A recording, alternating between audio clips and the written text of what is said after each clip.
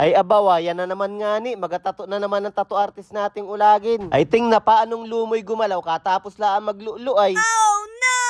Pero kahit palulo ng lulo yan ay anong tuwid maglining yan. Hindi pa pasmado yan, pero yung bunganga niyan pasmado. Ay puro kaulagan naman na nalabas sa bunganga. Ang atatuan ko nga ni pala ay tropa din. Isa siyang seaman, kauwi niya lang dito sa Mindoro. Sabi man din nila kapag seaman, anong ulagin daw? Ano kaya itong batang ito? Mas ulagin pa sa akin. Ay parang nga ni mas ulagin pa ito sa akin, mga tindigan pala ang ay. Parang nagapandakma na lang ito, parang sunggab lang ay. Dalawa yung, putang. Hanip na yan, lagi may nasabit ay, bali magwala. Dalawa yung atatuan kong ulagin na yan, yung isa mamaya pagkatapos. Inuna ko lang nga ni itong taong ito at mas mukhang ulagin ay. Parang ulagin nga ni pagsiman. Parang anong babaero baga? Paano bagay pag ako yung nagatato ng siman? Ay, ang kwentuhan namin ay puro kaulagan. Aww.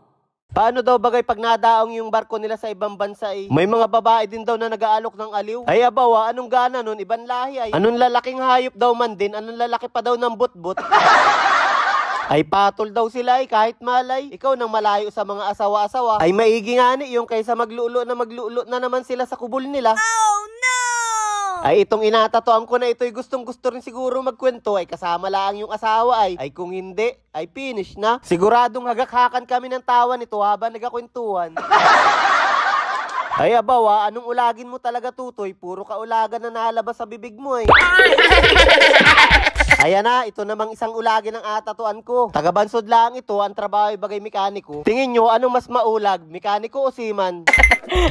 Pero sa tingin ko'y pahirapan, pag mekaniko'y magaling dumiskarte ng babae ay pag may nagpagawa man din babae, sabihin lang ay, Madam, akin na muna yung number nyo. At balikan nyo na lang yung inapagawa nyo at tawagan ko na lang kayo pag tapos na. Tapos yun, chat na nga ni, gamitin yung account ng tropa para hindi halata, magalingin din nga ni. Ay talaga namang mapasiman at mekaniko ay anong ulagin? Ay abawa, anong daldal ko? Inabuking ko na yung mga galawan nila. Huwag naman kayo madala magpatato sa akin.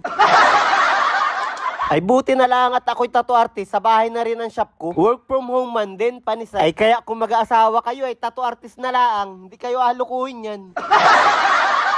Ay anong kulikot mo? Maniwala na sana sila. Nilagyan mo pa ng tawa? Ano ka ng bata ka? Ay sayang pagandahin ko pa sana yung image ng mga tattoo artist ay kulang sa oras ay. Ako nga pala si Aaron, ang babaerong tattoo artist ng Mindoro. Dati yun.